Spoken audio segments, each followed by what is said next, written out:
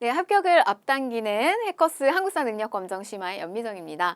네, 여러분 우리가 본 내용으로는 두 번째 시간이죠. 지난 시간의 내용은 뭐 그렇게 많이 어렵지는 않았습니다. 아마 여러분들 가볍게 보고 넘어오셨을 거라고 생각이 드는데요. 자, 우리가 이제 두 번째 시간인데 기출주제 3.4입니다. 그래서 고조선과 여러 나라의 성립 특징과 관련된 내용을 좀 배워보도록 할 거예요. 자, 먼저 여러분 이 고조선 파트 들어가기 전에요. 좀 제가 개괄을 해드릴 텐데 옆에다 잠깐 이렇게 좀 적어 놓으세요. 포스트잇이나 이런 걸로 좀 적어 놓으시면 좋은데 이 고조선 파트와 관련해서는 어떤 문제가 출제가 되느냐. 우선은 순서 문제가 출제가 될 수가 있어요. 그래서 고조선의 건국과 멸망까지의 어떤 전개 과정을 순서로 물어볼 수 있기 때문에 그런 거 좀 염두해서 가시는데요. 기준이 되는 게 있습니다. 그 기준이 되는 것이 바로 이 위만이라고 하는 인물이 건국되고 난 다음에 고조선에는 준왕이 이미 있었어요. 근데 중국에 진나라, 한나라, 중국이 굉장히 혼란한 시기 때, 이런 진한의 교체 시기 때 많은 유이민들이 우리나라 쪽으로 이렇게 넘어왔는데 그때 위만이라고 하는 인물이 넘어오면서 준왕이 이끌고 있었던 고조선을 이제 말하자면 그 체제는 유지시키는데 위만이라고 하는 인물이 들어오게 되면서 위만조선이라고 하는 시기가 형성이 됩니다. 그래서 바로 요 시점, 요 지점. 그러면서 당시에 이제 우리의 조선의 모습이 굉장히 큰 변화를 갖게 되는데요. 바로 그 시점부터 이후의 상황, 그 다음에 건국부터의 이전의 상황. 그래서 이렇게 첫 번째, 두 번째. 그래서 BC 108년이 되면 멸망을 하게 되는데요. 요 기준을 잡으시면 좋겠어요. 근데 이제 보시면 위만조선 이전에는 중국의 연나라와 세력을 이렇게 굉장히 이렇게 비등비등하게 할 정도로 굉장히 고조선이 성장하고 있는 모습이 여기에 잡힐 거고요. 그 다음에 위만조선 이후의 상황 역시 만만치 않게 위만조선이 굉장히 크게 성장을 하게 됩니다. 근데 바로 이제 요 지점에서는 한나라하고의 갈등을 빚어요. 그래서 결국 한나라의 침입을 받고 BC 108년에 이제 멸망을 하게 됩니다. 그래서 이제 요런 어떤 전후의 관계를 위만이라고 하는 위만조선부터 이렇게 잡으시면요. 문제가 쉽게 갈 수 있어요. 자, 그 다음에 요런 식의 이제 문제가 하나가 출제가 될 수 있고, 그 다음에 이제 또 하나는 문제 출제에 있어서 단군 신화와 관련된 거. 단군 신화. 곰과 호랑이 이야기예요. 근데 나오면 얘는 뭐 다 맞추는 거고 너무 쉽습니다. 뭐 별로 어려울 게 없고요. 그 다음에 팔주법과 관련된 거, 법이 있었어요. 네, 이 8개의 팔주법이 있었다라고 기록으로 전해지지만 우리한테 알려진 건 한 3개 조항 정도입니다. 그래서 이런 것들과 관련된 것이 여러분들한테 이렇게 사료로 제시형으로 문제 출제되며 고조선에 대한 문제를 맞춰나가는 식으로 이렇게 이제 문제 풀 수 있겠습니다. 자, 그러면 본 내용부터 좀 들어가 보도록 할게요. 본 내용을 보겠습니다. 단군 한검이 기원전 2333년에 청동기 문화를 바탕으로 아사달에 건국했다. 요 기원전 2333년이라고 우리가 이렇게 추정하는 건 동국통감이라고 하는 역사서가 있어요. 조선시대 역사서 안에 기록된 것을 가지고 우리가 요 시기에 이 고조선이 형성이 됐을 것이다. 이렇게 보고 있고요. 그 다음에 이제 이 단군 신화는 어디에 실려 있는 거냐면 삼국유사라고 하는 이 기록물에 실려져 있는 내용이에요. 근데 뭐 한 번쯤은 들어보셨을 거예요. 여러분들이 이게 뭐 아주 정확히 기억은 안 나시더라도. 그래서 우리는 이 단군 신화를 보면서 신화를 통해서 역사적인 내용을 이렇게 끌어내야 되거든요. 그래서 이게 이렇게 신화적 이야기라고 해서 막 그냥 너무 허무맹랑한 것으로 치부하는 것이 아니라 신화를 통해서 역사를 바라보는 도구로 쓰는 거예요. 이 단군 신화를. 근데 내용을 한번 잘 분석을 해보면 환웅이, 하느님의 아들 환웅이 비, 바람, 구름의 신을 데리고 인간 세상에 내려왔다. 인간이 되고 싶어하는 곰과 호랑이가 환웅을 찾아오죠. 그래서 인간이 되고 싶어요. 근데 어떻게 하면 되느냐? 100일간 쑥과 마늘을 먹으라고 인내심 테스트죠. 저런 걸 이제 시키게 됩니다. 그래서 곰이 끝까지 견뎌가지고 여인이 되었어요. 자, 일단 여기서 잠깐 끊고 갈게요. 환웅이 내려왔대요. 근데 이자가 어디서 내렸냐면 하느님의 아들, 뭐 천재의 아들. 이거는 뭐냐면 이 존재가 이렇게 내려와서 이 땅에 내려와서 인간 세상을 다스리는데 바로 이 다스려지는 이런 백성들 선택받은 자라는 거예요. 하늘에서 내려온 어떤 존재에 의해서. 바로 여기에 어떤 것이 들어가 있냐면 이런 게 들어가 있습니다. 선민사상. 그러니까 지금 이 고조선은 청동기 문화를 바탕으로 하고 있는 그러니까 계급 사회의 형성이 된 것이 바로 이제 고조선이잖아요. 그러니까 누군가가 어느 나라를 이렇게 지배하고 그다음에 이제 지배자가 피지배자를 이렇게 위에서 군림하려고 할 때는 무언가 그 뒷받침되는 것이 있어야 돼요. 근데 바로 저런 신성한 존재가 너희들을 선택했구나라고 하는 것을 저렇게 깔아주는 신화인 거예요. 말하자면. 근데 바로 이제 저 존재가 환웅이 비, 바람, 구름의 신을 데리고 왔다. 근데 하필이면 비, 바람, 구름의 신이에요. 이거는 뭐냐면 날씨와 관련성이 있거든요. 우리가 앞에서 신석기 시기 때 원시 신앙의 형태가 보여졌어요. 근데 그거를 왜 그렇게 신석기 시기 때 나왔느냐? 농경사회와 관련이 있다라고 얘기했습니다. 이런 거 다 날씨와 관련이 있고 농사를 잘 지으려면 날씨를 잘 이렇게 주관할 수 있어야 되거든요. 근데 바로 이런 신을 데리고 왔다는 것은 저 환웅이라고 하는 외부의 세력의 존재가 농경 기술력을 가지고 있다는 걸 의미하기도 해요. 그래서 여기는 농경사회구나. 이런 걸 볼 수도 있고. 근데 인간 세상에 내려와서 인간이 되고 싶어하는 곰과 호랑이에게 바로 이제 이런 요소들은 토템적 어떤 신앙이 요소가 들어가 있죠. 근데 곰이라고 하는 요 존재가 말하자면은 이거는 이제 곰 부족과 호랑이 부족 정도로 이렇게 여러분들 떠올려 보실 수가 있을 거예요.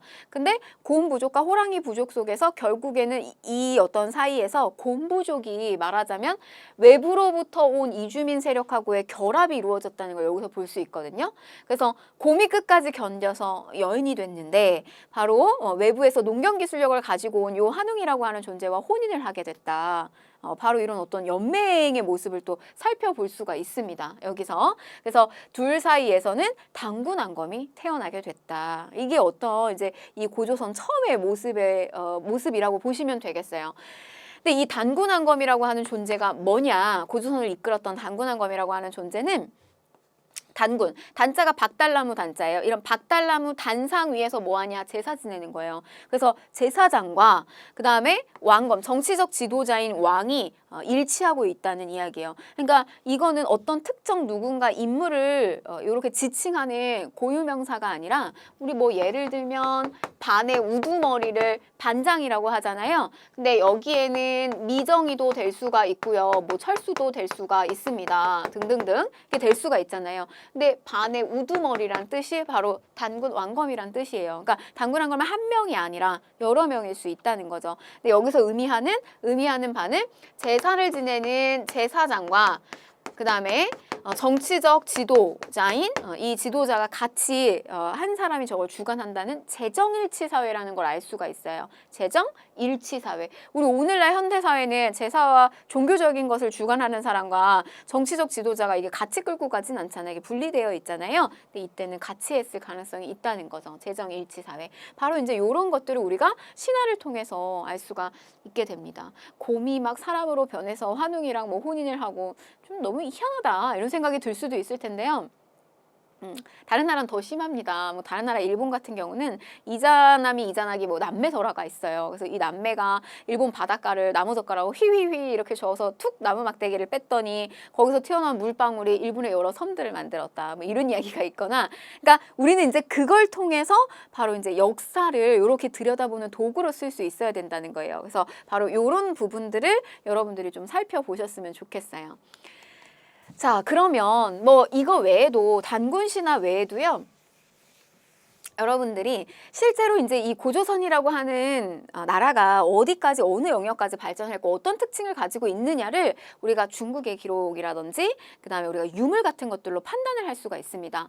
자, 예를 들면요. 우리 이제 이 고조선의 영역인데요. 지도 잠깐만 좀 보고 가실게요. 그래서 이렇게 지도를 살펴보시면 여기 이제 백두산이 있고요. 백두산을 기준으로 해서 위에서 이렇게 아래로 압록강이 흐르고요. 그 다음에 뒤로 이렇게 두만강이 흐릅니다.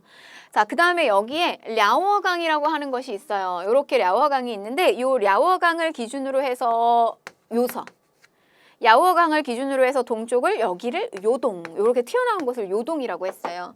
그래서 보시면 요렇게 요동 일대. 자, 쭉 보면 여기 이제 산둥반도라고 하는 곳도 있고요. 그래서 보면 이 고조선의 영역은 바로 이 요서와 요동 일대. 여기를 이제 이제 요령 지역이라고 얘기하는데 바로 요 랴오닝 요령 지방을 중심으로 해서 고조선이 성장했을 거라고 보고 있습니다. 근데 여기서부터 이제 성장해서요. 쭉쭉쭉쭉쭉쭉 어디까지? 요렇게 한반도 안쪽까지 성장을 했을 거라고 보고 있는 거죠. 근데 이렇게 보시면 쭉 여기를 삥 둘러서 이 일대에서 발견이 되는 유물을 보게 되면요. 청동기 문화를 대표하고 있는 비파형 동검이나 고인돌이라든지 그다음에 뭐 거친 무늬 거울이라든지 이런 것들이 이 안에서 발견이 되거든요. 그래서 저기서 발견되는 유물이 2개에서 3개 정도가 이렇게 중첩되듯이 나오는 조 지역 영역을 쭉 보게 되면 저기를 이제 고조선의 어떤 활동 범위로서 우리가 이렇게 근거로 삼고 있습니다. 그래서 한반도까지 세력을 확장했을 것이다. 자, 근데 이제 보시면 이제 이런 것들 비파형 동검, 그다음에 미송리식 토기. 참고로 여러분 미송리식 토기는요, 요렇게 위에 요렇게 손잡이가 달린 형태라는 것을 여러분들 하나는 좀 알고 계시는 게 좋아요. 그다음에 북방식 고인돌이다. 북방식 고인돌이라고 하는 거는 요렇게 테이블 형태로 되어 있는 것이 이제 북방식 고인돌이에요. 이 남방식 같은 경우는 아래는 요렇게 바둑판 형태로 이런 형태가 보여지기도 하거든요. 근데 대표적으로 강화도에 있는 고인돌이 저런 어떤 테이블 형태를 가지고 있는데 이런 것들이 이제 보여진다는 거죠. 그래서 이 출토 지역을 통해서 고조선 세력의 범위를 우리가 확인을 해볼 수가 있습니다. 고조선의 중심지와 관련해서는 좀 한 3개의 설이 있어요. 하나는 이 요령 지역이 고조선의 중심이었다. 근데 하나는 아니다. 이 대동강 일대가 중심이었다. 2번째, 아니다. 요령이었다가 여기로 이동했다라고 하는 이동설이 있는데 이 무게는 이동설의 무게가 실립니다. 처음에 요령에서 있다가 나중에 중심지가 저 아래로 이동했을 거라고 보고 있어요. 근데 이제 그런 시점이 언제냐? 바로 제가 아까 처음에 골격을 잡아드렸던 위만이 들어오는 바로 직전에 연나라의 침입이 들어오거든요. 그때 우리가 이쪽의 요동의 일부 땅을 잃어버려요. 그러면서 중심지가 안으로 들어왔을 거라고 보고 있어요. 뭐 한번 그 정도까지 하고 가시면 좋겠습니다. 우리는 심화를 하는 거기 때문에 제가 조금 더 설명을 드렸고요. 자, 그럼 이제 보시면 고조선의 성장인데요. 제가 그려드렸던 그 개괄을 짚으면서 가셨으면 좋겠습니다. 고조선의 성장, 기원전 4세기, BC 4세기경이 되면 스스로 왕을 취하면서 요서지방을 경계로 지도 다시 한번 볼까요? 요 랴오어강 기준으로 해서 요 요서지방을 경계로 그래서 이렇게 경계로 고조선이 성장했다는 걸 볼 수가 있고요. 근데 여기서 중국에서 연나라가 이렇게 크고 있었어요. 근데 이게 이쪽에서 너무 크게 밀려오니까 연나라하고 자꾸 이제 충돌이 생기는 그런 지점입니다. 그래서 요서 지역을 경계로 중국의 연나라와 대적할 만큼 성장을 했다. 그러자 기원전 3세기경이 되면 연나라 장수 진계가 침입해서 들어오게 되면서 요동 지역을 상실하게 되는데 이때 대동강유역으로 중심지가 이동됐을 것이다. 이렇게 보는 거죠. 그래서 이렇게 고조선의 영역을 요 정도까지 이렇게 실제로 연나라 진계 침입을 받았을 때는 여기가 많이 잃어버린 상태라고 보시면 되겠어요. 여러분 얘는 순서 문제가 나오는데 위만을 중심으로 해서 앞의 상황입니다. 자, 근데 이제 이렇게 보세요. 순서를 보면 이런 어떤 침입을 받고 있는 이 무렵 때 체제 정비가 들어간다 이렇게 보시면 되는데 한 요 3세기 무렵에 부한과 같은 강력한 왕이 등장을 하게 되면서 이제 세습제 체제 이런 것들도 보여지고요. 그다음에 왕 밑에 상, 경, 대부와 같은 이런 관직까지 정비가 되는 걸 볼 수가 있어요. 자, 순서 어떻게 되느냐? 자, 위만 앞에고요. 연나라 징계의 침입을 받고 그때 왕의 어떤 세습 체제나 관직 체계가 마련이 되는구나. 이런 거 떠올리시면 되겠습니다. 자, 그러다가 바로 위만의 이주. BC 2세기 무렵에 진나라 한나라 교체기에 많은 유이민들이 고조선으로 넘어오는데 이때 위만도 넘어오게 된 거예요. 그래서 이때 당시에 우리 고조선의 서쪽의 일부 땅을 좀 이렇게 방어하겠다라고 하면서 이제 일부 수비 임무를 당시에 이제 준왕이 맡기게 돼요. 이 위만을 신임해서. 근데 결국에는 이 위만이 준왕을 쫓아내는 이런 상황을 발생을 하게 돼요. 근데 이제 여러분 보시면 그래서 이제 이때 당시에 쫓겨나갔던 준왕이 우리 이제 나중에 이 아래쪽에 남쪽으로 쭉 내려가게 되면 아래에 이제 뭐가 형성되냐면 삼환이 생기거든요. 여기에서 이제 백제라든지 신라라든지 이런 게 형성이 된단 말이에요. 그 일대로 넘어갔다고 보고 있어요. 준왕이 그 아래로. 세력을 확대한 위만은 왕금성의 침해에서 준왕을 몰아내고 왕이 오르게 됩니다. 위만조선. 자, 근데 여러분 이제 이 위만조선. 이 위만조선이 들어오고 난 다음에 이 위만조선이 형성하고 난 다음에요. 왜 우리 그런 거 있잖아요. 뭐 이렇게 화장품 광고에서 이 화장품을 쓰고 난 전 비포 애프터 이런 거 많이 우리가 볼 수 있잖아요. 위만이 들어오기 전과 후. 이렇게 여러분들 기억 잘 하시라고 이렇게 설명드리는 거예요. 위만이 들어오기 전과 후. 이때 당시에 중국에서 넘어오면서요. 본격적으로 철기를 유입해서 들어오게 됩니다. 철이라고 하는 제품은 제가 앞에서도 설명드렸죠. 이 철이 들어오게 되면서 단단한 농기구도 만들고요. 그 다음에 무기도 더 강력해져요. 그럼 이걸 철을 많이 보유하면서 이런 것들을 만들어내는 어떤 이러한 나라의 모습은 굉장히 어떤 강한 여러 가지 이제 군사력이라든지 이런 걸 갖출 수가 있게 되는데 바로 이제 그 지점이라고 보시면 되겠어요. 이 위만조선. 철기 문화를 본격적으로 수용하게 되면서 발달한다. 농업, 수공업, 상업이 발달하고요. 그 다음에 영토 확장 정책을 해 주변 지역을 막 이렇게 복속시키면서 진번, 임둔과 같은 이런 지역을 복속하고 광대한 영토를 차지하게 되고요. 자, 그 다음에 중개무역을 한다. 이 중개무역은 우리가 여러분 공인중개사 이렇게 얘기하잖아요. 공인중개사. 중개는 이렇게 쓰거든요. 근데 이 중개는 이 사람이 이렇게 말하자면은 물건을 이렇게 이쪽으로 넘겨주는 중간다리 역할을 해주는 거잖아요. 이 사람이 사는 게 아니잖아요. 중개업자가. 근데 지금 여기서 얘기하는 중개는 뭐냐면 꼭 반드시 위만을 통해야지만 물건을 살 수 있는 거예요. 이 위만조선을 통해야지만. 그래서 이제 이 아래쪽에 있는 뭐 진국이랄지 그다음에 이제 이 중국에 있는 한나라 사이에서 원래 그 전에 이렇게 직교역이 가능했던 것이 여기 중간에 위만조선이 딱 가로막고 있으니까 이게 안 되는 거예요. 근데 위만조선은 여기에서 중개무역을 하게 되면서 점점 이렇게 경제적으로 이익을 누리고 아주 이렇게 부를 축적하게 되는 굉장히 성장을 하게 됩니다. 위만조선이. 그래서 위만 이전과 이후의 상황, 철기의 본격화, 그다음에 중개무역, 영토 확장 이런 것들을 떠올리시면 되겠어요.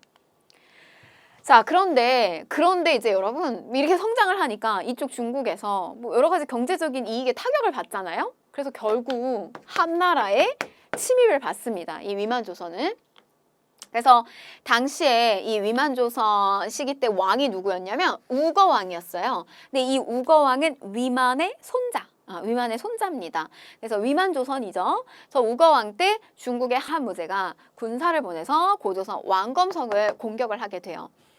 1년 동안 싸워요. 뭐 패수전투라고 해서 우리 쪽에서 승리를 하기도 합니다. 근데 하기도 하는데 너무 오랫도록 이제 이렇게 좀 1년 정도 넘게 이렇게 전쟁이 지속되다 보니까 내분이 일어나요. 안에서. 그래서 서서히 어떤 일들이 일어나냐면 지배층 내부에서 조선상 역계경이 사람들을 이끌고 조선상이라고 관직명입니다. 저 조선상 역계경이 사람들을 이끌고 다 여기서 이제 빠져나가는 이주해서 나가게 되는 이런 일들이 발생을 하게 돼요. 좀 이제 굉장히 이렇게 기울고 있는 모습이죠. 위만조선이. 그래서 이제 바로 이러고 있는 상황 속에서 계속된 전쟁 속에서 결국 한나라의 침입으로 인해서 멸망을 하게 됩니다. 고조선은. 그래서 다시 설명드리면 위만조선 이전의 연나라, 위만조선 이후에 한의 침입으로 인해서 뭐 1년여간의 항쟁을 했지만 결국 멸망을 했다. 그게 BC 108년 이렇게 됩니다. 자, 그래서 이제 이 BC 108년 이후에 고조선 멸망하고 난 다음에요. 한나라가요. 우리나라 땅에다가 뭘 설치하냐면 한 사군 4개의 군현을 설치하게 돼요. 그래서 낙랑, 진번, 임든, 현도와 같은 이제 사군을 설치하게 되는데 나머지는 다 없어지게 되는데 우리나라 이제 그 대동강 일대 유역에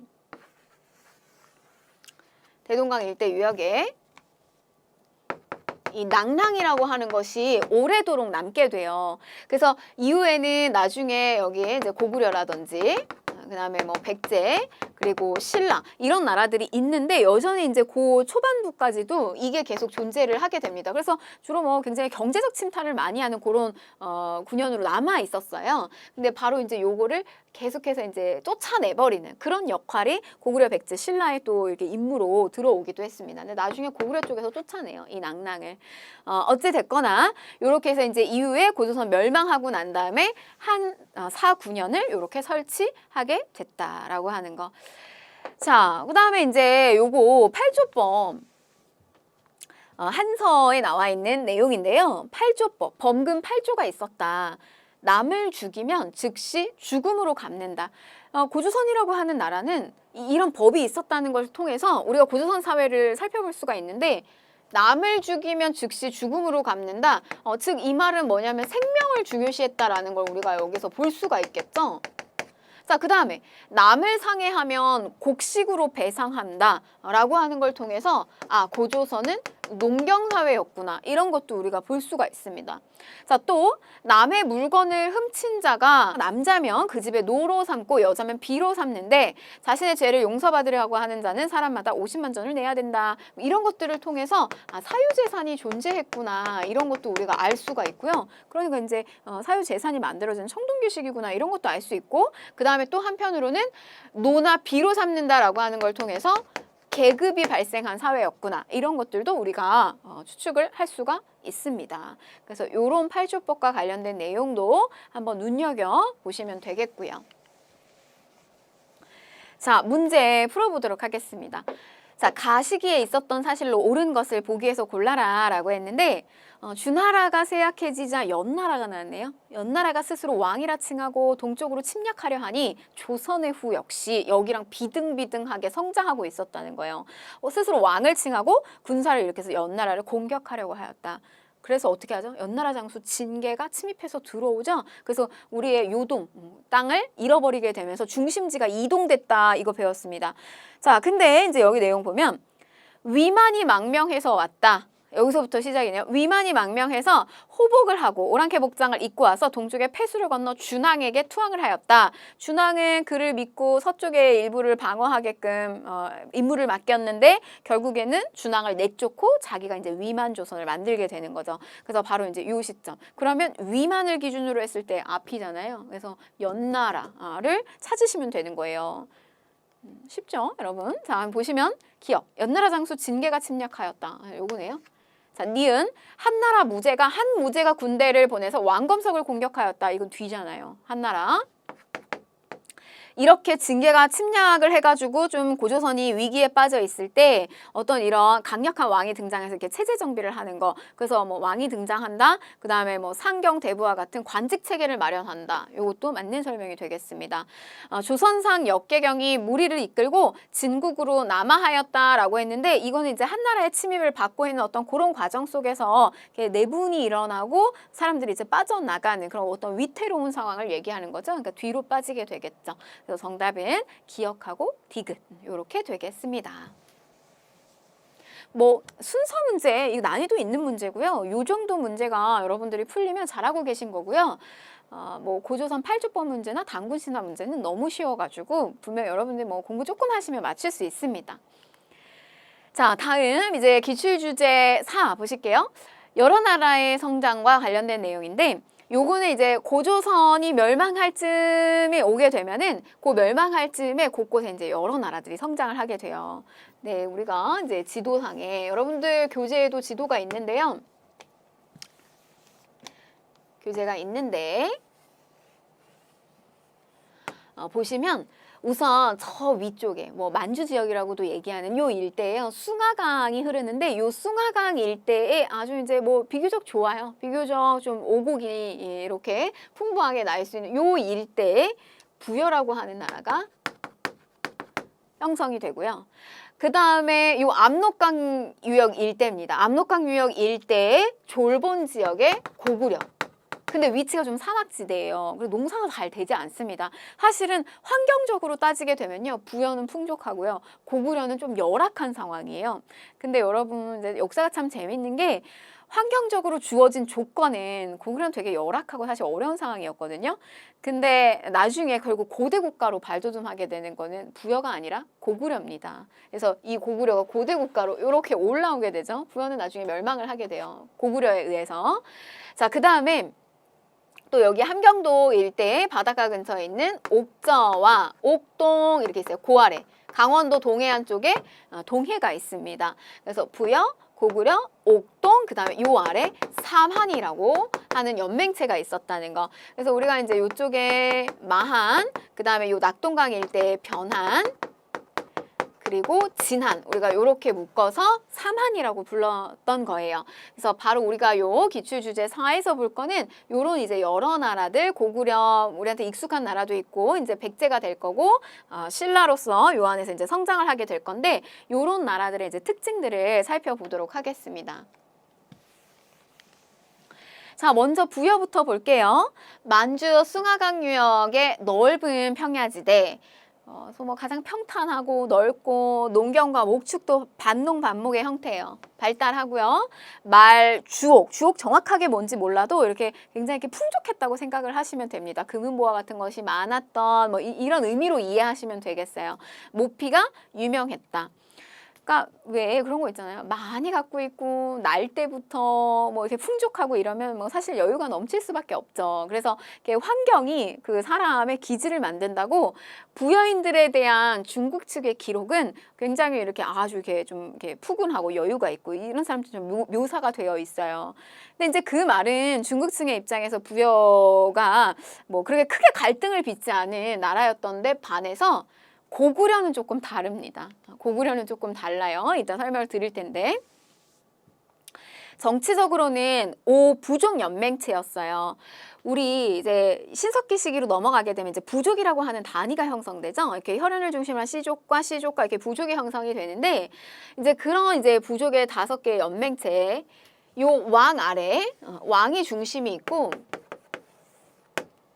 이렇게 마가, 우가, 그다음에 저가, 구가 토템적 성격을 가지고 있는 거예요. 그래서 말, 그다음에 소, 그다음에 저는 돼지, 그다음에 구가는 요거는 개를 뭐 상징을 하게 되는데 이제 바로 이제 이런 여러분 이렇게 옛날에 이렇게 유목민족들의 우두머리들 우리가 중국식 용어로는 정치적 지도자를 왕이라고 했는데 우리 징기스 가 이런 표현을 쓴단 말이에요. 그런 이제 우두머리들을 이야기하는 겁니다.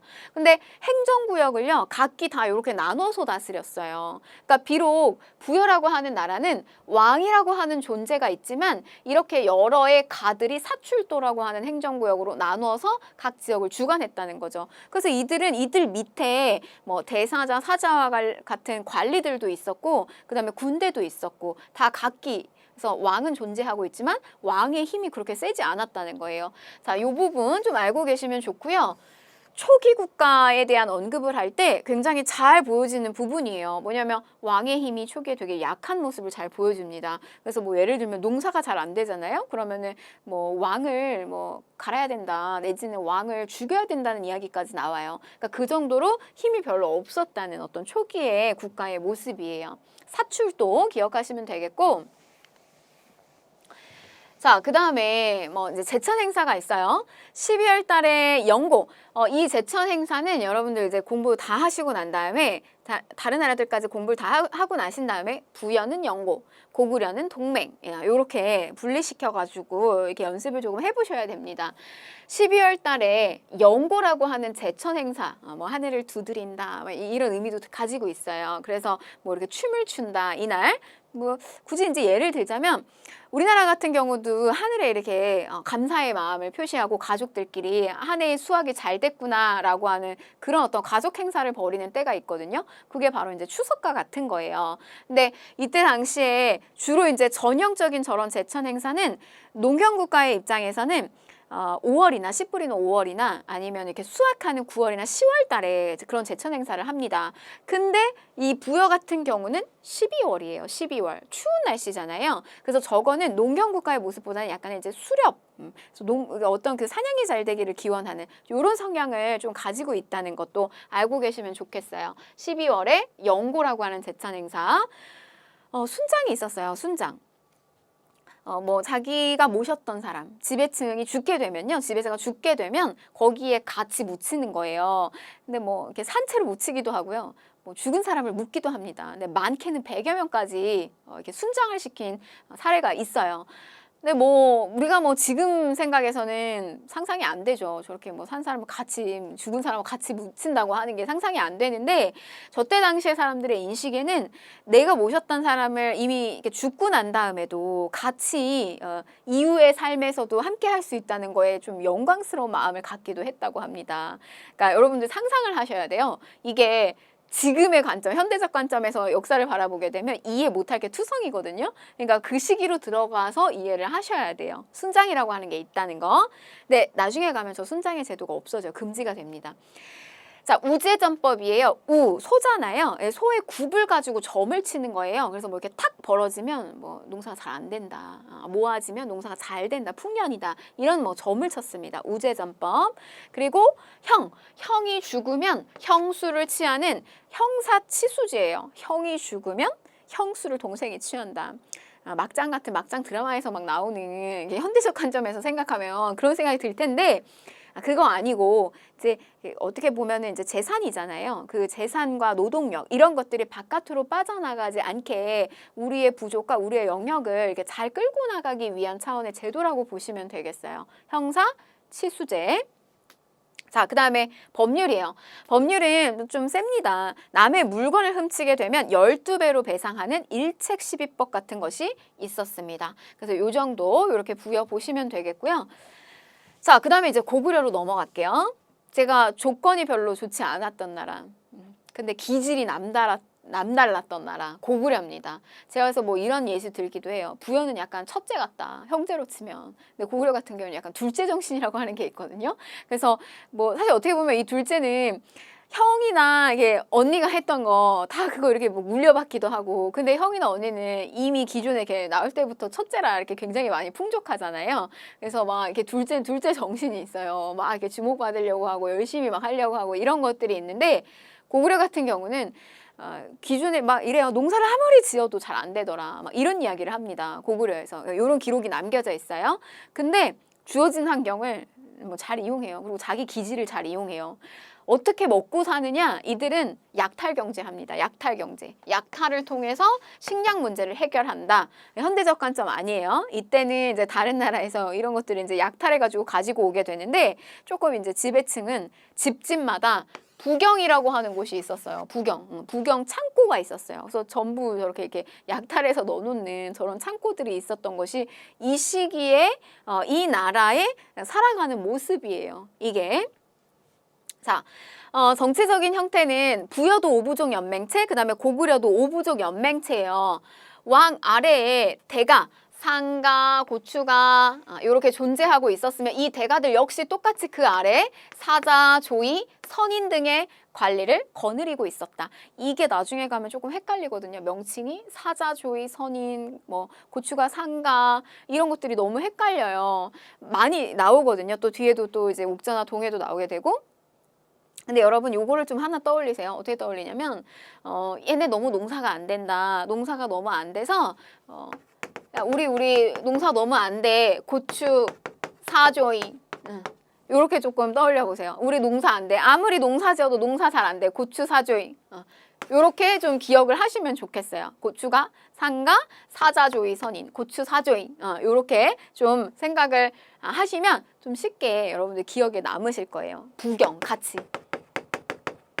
요렇게 떠올리시면 좋겠어요. 이 약탈창고예요. 약탈창고. 자, 그 다음에 제천 행사 보실게요. 매년 10월에 동맹이에요. 부여, 영고, 고구려, 용맹한 동맹. 이렇게 떠올리시면 좋겠어요. 고구려, 용맹스러운 동맹. 이렇게. 자, 이 제천 행사를 개최를 하게 됩니다. 이날은 뭐 이제 국동, 대혈, 동굴이나 이런 데 이제 모여가지고요. 뭐 당시 이제 고구려의 시주였던 주몽이나 아니면 유화부인을 기리는 이런 행사를 벌이기도 했다는 거죠. 자, 그 다음에 서옥제라고 하는 것이 있어요. 서옥제. 저거는 뭐 소옥제 이렇게도 얘기해요. 소옥. 작은 집 이런 뜻인데 말하자면 예를 들면 이렇게 대릴사위제 요렇게 이해를 하시는 게 좋아요. 조금 더 좀 이해하기가 좋으신데 뭐냐면 이제 여자 집 뒤에다가 저렇게 사위집을 만들어 놓는 거예요. 그래서 여러분 이렇게 앞에 초성만 따서 사위집 뭐 이렇게 생각하셔도 돼요. 사위집 아니면은 작은 집 소옥이다 이렇게 생각하셔도 되고요. 그래서 저런 자그마한 집 사위집을 여자 집 뒤에 신부 집 뒤에다가 저기다가 이제 짓는 거예요. 그래서 저기서 이제 조금 살다가 아이가 태어나고 장성하면 다시 이제 신부 데리고 신랑 집으로 가게 되는 이런 형태가 고구려 같은 경우는 보였다는 거. 자, 그 다음에 일책 12법, 이거 공통점이네요. 부여랑 공통점이라는 거. 자, 넘어갈게요.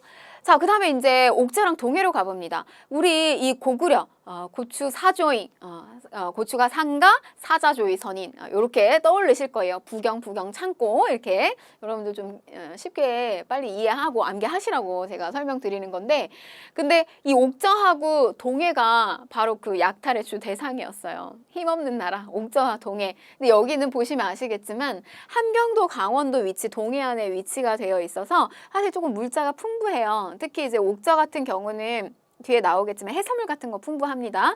근데 그런 거 아무리 많이 이렇게 구하면 그 다 어디로 빼앗기냐면 이제 고구려로 갑니다. 고구려로. 자, 그래서 여기는 보시면 읍군, 삼로 등의 군장이 자기 부족을 통치하는 군장 국가였다. 그럼 잘 보세요.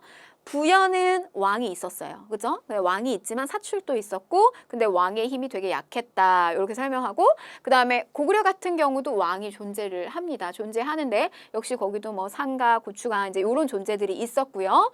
근데 옥저랑 동해는요, 왕이 없어요. 왕이 없군.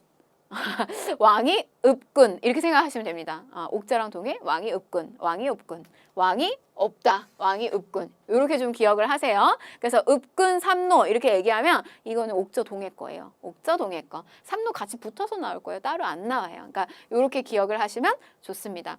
뭐 여러분들 제가 이렇게 얘기하면 초반에는 안 하실 거예요. 안 하고 저 너무 유치하다 막 이렇게 안 하실 겁니다. 안 하실 건데 하다 보면 할 수밖에 없게 되고요. 하셔야 기억에 금방금방 남게 됩니다. 그래서 이제 사료 속에 이런 표현이 있어요. 그러니까 군장은 있는데 대군장은 없다. 이렇게도 표현돼요. 그 이 말은 뭐냐면 왕이 없다는 뜻이에요. 대군장이 없다. 왕이 없다라는 뜻입니다. 읍군 삼로. 기억하시라고 군장의 명칭이니까. 자, 넘어갈게요. 경제를 보시면 해산물 풍부하다. 특히 옥저. 그리고 삼배나 뭐 옥감 정도로 좀 생각하시면 되겠고 생선과 소금과 같은 어염 또 해산물 등이 풍부하지만 어디에 다 삥 뜯긴다? 고구려한테 뜯긴다. 자, 그 다음에 이제 동해 역시 윤택한 경제 생활을 했고요. 방직 기술이나 그 다음에 이제 단궁 우리 단군 왕검 했잖아요. 그 박달나무 단이에요. 이런 활이나 그 다음에 과하마 작은 말인데 동해가 이렇게 산맥지대에 자리 잡고 있어요. 그래서 이렇게 과하마라고 하는 건 과실 열매가 있는데 이 과실 열매보다 이렇게 조금 작은 말이에요. 다리가 짧고 되게 두꺼운 말입니다. 이렇게 산맥지대를 언덕을 다니려면 이게 다리가 매끈하고 길게 빠진 이런 말이 아니라요. 조금 두텁게 있는 그리고 좀 짧은 이런 이제 과하마. 그래서 과실나무 아래에 있는 말이다 뭐 이런 뜻이에요. 그래서 뭐 이게 환경에서 만들어지는 또 말이라고 특산물이라고 보시면 되겠죠. 그 다음에 반어피 바다 표범의 가죽 이런 거라고 생각하시면 되겠죠. 동해. 자, 옥저 민며느리제. 옥저는 민며느리제. 요 민이라고 하는 표현은요. 민며느리 약간 뭔가 조금 이렇게 미흡한 아직 뭔가 조금 덜 완성된 그런 뭐 예를 들면 뭐 민둥산 이렇게 산인 산이지만 숲이 없는 그런 민둥산이라든지 이런 거 좀 생각하시면 되겠는데 어린 여성을 나이가 아주 어린 여성을요 어렸을 때부터 남자 집에서 데리고 가서 살아요. 그러니까 미리 어떻게 보면 이렇게 노동력을 점 찍는 거예요. 그래서 이렇게 이제 데리고 가서 살다가 성장한 다음에 이제 혼이랑 어느 정도의 이게 성장한 연령대가 되고 하게 되면은 다시 이제 여성의 집으로 돌아가게 되는데 남자가 이 여성을 다시 데려올 때는 굉장히 어떤 좀 큰 예물을 보내게 됩니다. 그래서 이때 예물을 치르고 데려온다. 근데 굉장히 많은 좀 지불을 하게 되거든요. 말하자면 이제 돈을 지불을 하게 되는데 그러면 이게 너무 매매운적의 성격을 갖는다. 이제 이런 해석도 있어요. 그래서 예물을 치르고 혼인을 하는 제도다. 자, 그 다음에 이제 동해 보시면 제천 행사, 동해는 무천입니다. 동무 동무 이렇게 하시면 되겠어요. 동해는 무천이다. 동무 동무. 부여는 영고, 부여 영고, 동해 무천, 동무. 고구려는 용맹스러운 동맹. 이렇게 하시면 되겠습니다. 요런 제천 행사. 철자형 욕하는 것 같죠? 이게 한자로 볼록한 철자예요. 근데 요런 식의 형태의 이제 집터가 있었다는 거고요. 그 다음에 이제 여자입니다. 요런 형태의 이제 집터가 보여진다는 건데 그냥 가볍게 좀 보시고 요런 것들 좀 잘 하셨으면 좋겠어요. 민며느리 이제 이렇게 옥비녀를 꽂고 있는 민며느리 뭐 이런 것 좀 떠올리시면 좋겠어요. 옥저, 민며느리. 자, 풍속인데요. 옥저 같은 경우는 가족 공동묘, 골장제를 쓴다. 그래서 가족이 죽으면 가매장했다가 죽으면 이렇게 가매장을 해요. 그래서 여기서 이제 뼈를 추려가지고 또 다른 사람이 이제 죽게 되면 또 뼈를 추려서 이걸 가족 공동 무덤으로 이렇게 조성을 하는 골장제가 또 특징적입니다. 자, 그 다음에 동해는요, 족 외혼을 해요. 그래서 같은 씨족이 아닌 다른 씨족, 그 안에서 혼인하지 않고요. 다른 씨족하고의 결합을 하게 되는 요런. 그래서 뭐 사실 어떻게 보면은 이렇게 다른 씨족과의 혼인을 하게 되면서 그 부족의 단위를 조금 더 확대하고 강하게 만들려고 하는 그런 의도도 깔려 있다고 보시면 되겠고, 그 다음에 동해 책화, 동해 책화. 다른 부족의 영역을 침범하게 되면 노비나 소, 말 등으로 변상을 하는 제도입니다. 그 경계를 되게 명확히 했다라고 하는 점이에요. 동화책, 뭐 이렇게 생각하셔도 되겠어요. 동화책, 동해 책화, 동해 책화. 그 경계를 명확하게 했다. 해서 부족을 침범하게 되면 소나 말 등으로 변상을 했다. 이렇게 굉장히 요긴하게 써 먹으실 겁니다. 동화책, 동해 책화. 이렇게 넘어가실게요. 네, 이제 사만을 좀 보도록 할 텐데요.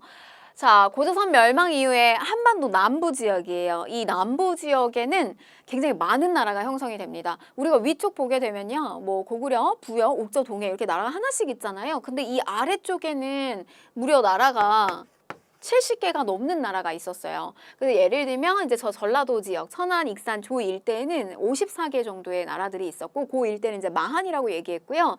그다음에 이 대구 경주 지역 일대는 12개의 소국들이 있었습니다. 그리고 또 이 변한 지역에도 역시 12개 정도, 그래서 70개가 넘는 이런 작은 소국들이 있었는데 뭐 선생님 왜 이렇게 여기는 나라가 많아요?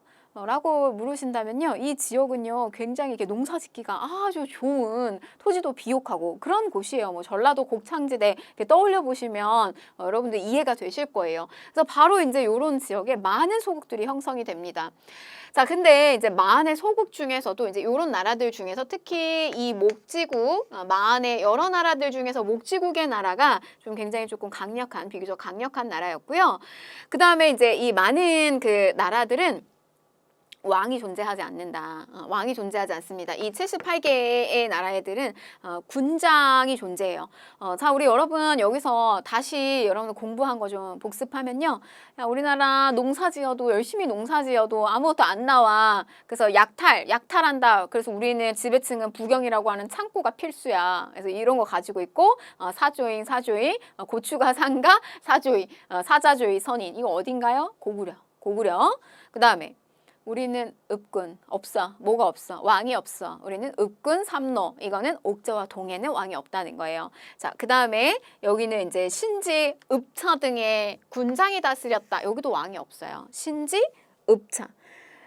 이 너무 좀 우스운 그 암기 팁이기도 한데 코요테 아세요? 코요테? 여러분들 그 신지가 열심히 노래 부르고 있는 거예요. 신지 영차 신지 영차 코요테. 몇 명이에요? 이 코요테 인원 3명이잖아요. 그래서 4만 이렇게 가시면 되겠습니다. 이 정도는 여러분들 암기 팁으로 가지고 가시면 좋겠고 신지 읍차 3한, 신지 읍차 3한 이렇게 좀 생각을 하시면 좋겠어요. 군장이 다스린다.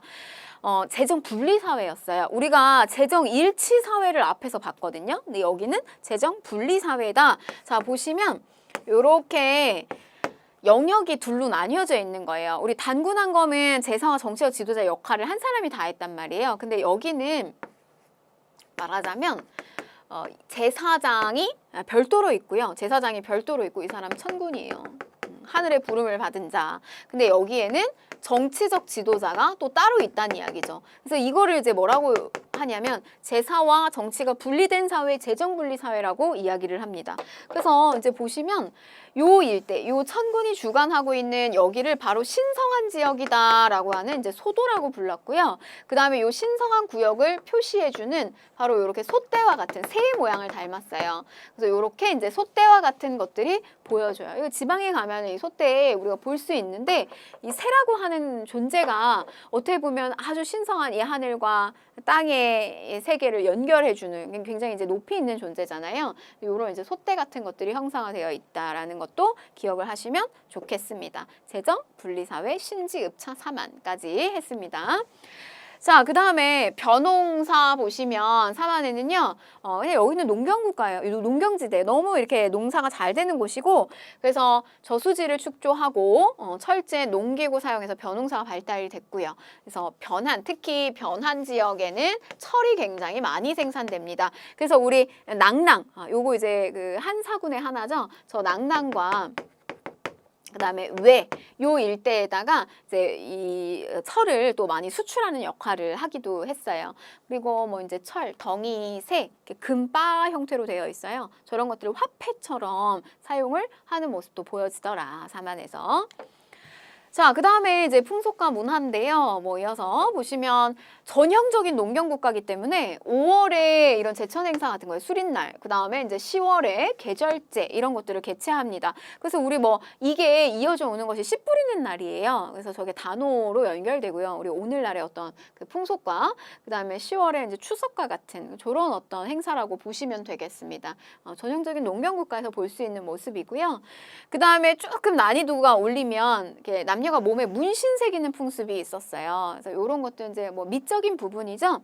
이게 이제 진한과 변한해 보여지더라. 사만이라고 알고 계시면 문제는 거의 풀릴 수 있고요. 진한과 변한 조금 디테일합니다. 근데 뭐 너무 그래도 좀 더 디테일하게 공부를 하고 싶다. 변신 뭐 이렇게 하셔도 돼요. 변신, 문신 찍고 변신. 그래서 변한과 진한 이렇게 뭐 하셔도 되겠고요.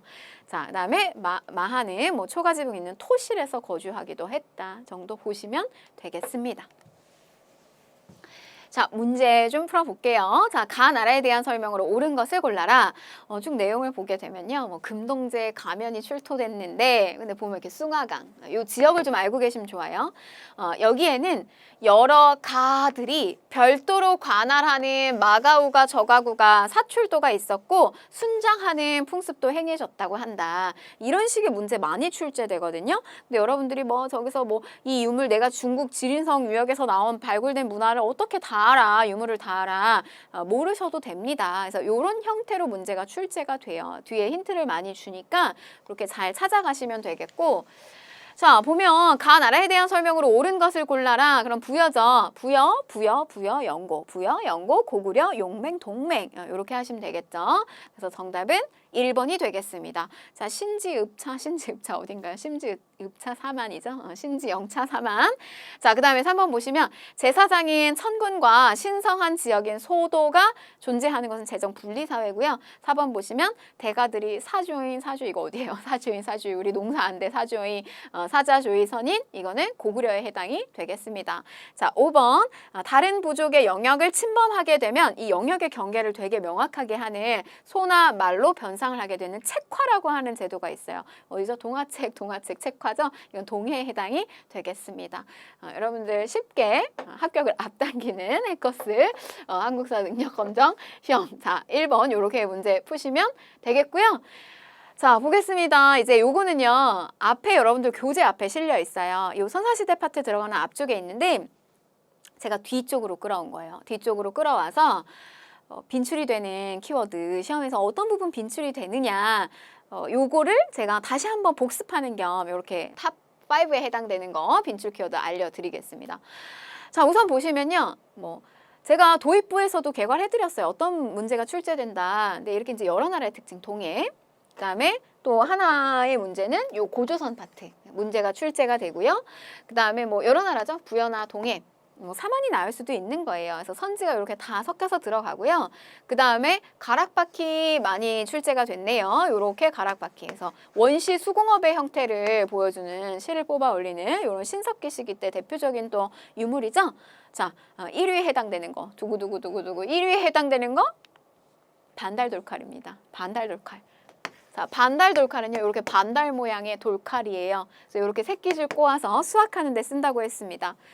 저거는요, 여러분들 많이 헷갈릴 수 있는 그런 유물이에요. 왜냐면 저거 시기 언제야? 반달 돌칼 나왔을 때 저거 시기 언제야? 라고 물어보게 되면 헷갈려요. 왜냐면 돌 쓰던 시대네. 그러면은 구석기나 뉴 신상 돌 나오는 신석기나 뭐 이렇게 떠올릴 수 있거든요. 근데 저게 청동기라는 거예요. 청동기.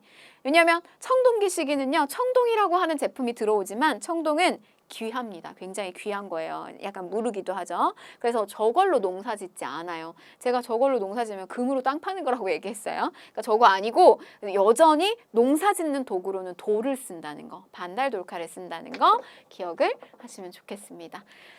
자, 우리 이제 다음에 만나볼 강의의 주제는요. 고대 파트로 넘어가겠습니다. 다음 시간 조금 복잡해질 거예요. 앞에 가볍게 복습하시고 다음 강의에서 뵙도록 하겠습니다.